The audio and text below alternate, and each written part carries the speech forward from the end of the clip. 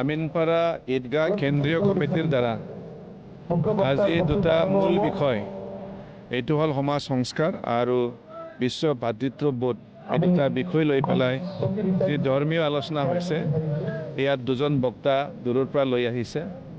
মই নিজে ইয়াত অলপ হ'লেও উপস্থিত থাকিব পাই খুবেই ভাল পাইছোঁ আৰু খুব সুন্দৰ পৰিৱেশত ইয়াত এই আলোচনা চক্ৰটো চলি আছে। মোৰ খুব ভাল লাগিল।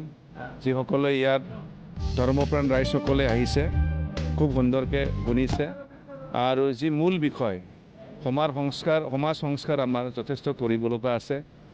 আমি যিমানে শিক্ষিত নহওক কিয় আমি ক'ব নোৱাৰোঁ যে সমাজখন সংস্কাৰ হৈছে।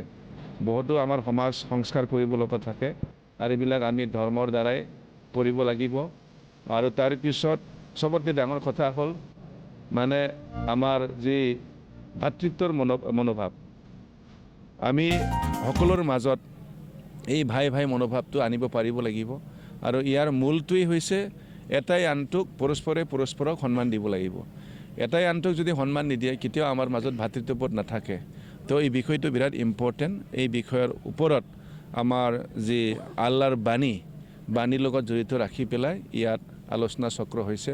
মই ভাবোঁ এই আলোচনাই আমাৰ ইয়াত থকা যিমানখিনি মানে ইছলাম বিশ্বাসী হওক বা অন্য ধৰ্মৰে হওক আমাক যথেষ্ট ভাল জ্ঞান দিব পাৰিব আৰু ইয়াৰ দ্বাৰা আমি সমাজখনত চলি সঁচাকৈ আমি সমাজখনক সংস্কাৰ কৰিব পাৰিম। আমাৰ মাজত ভাতৃত্ববোধ আমি সৃষ্টি কৰিব পাৰিম।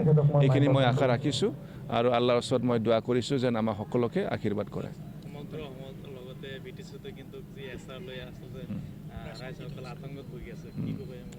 মই শুনি আছোঁ। তো এইটো অকল অসমত চলিছে বুলি নহয়, গোটেই ভাৰতবৰ্ষত চলি আছে।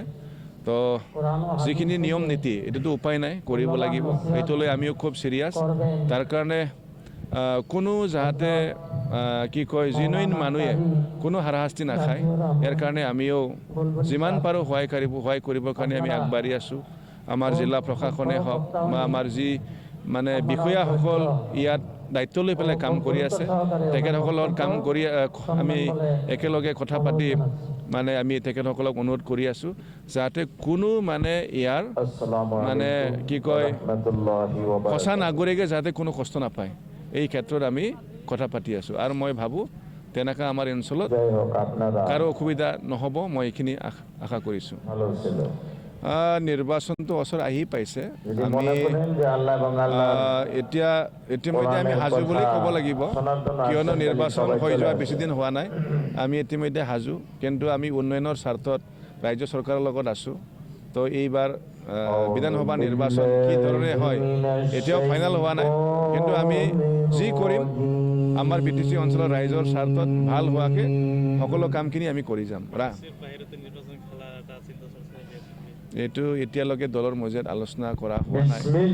এইখিনি আলোচনা কৰিলে আপোনালোকক মই ভালকৈ ক'ব পাৰিম।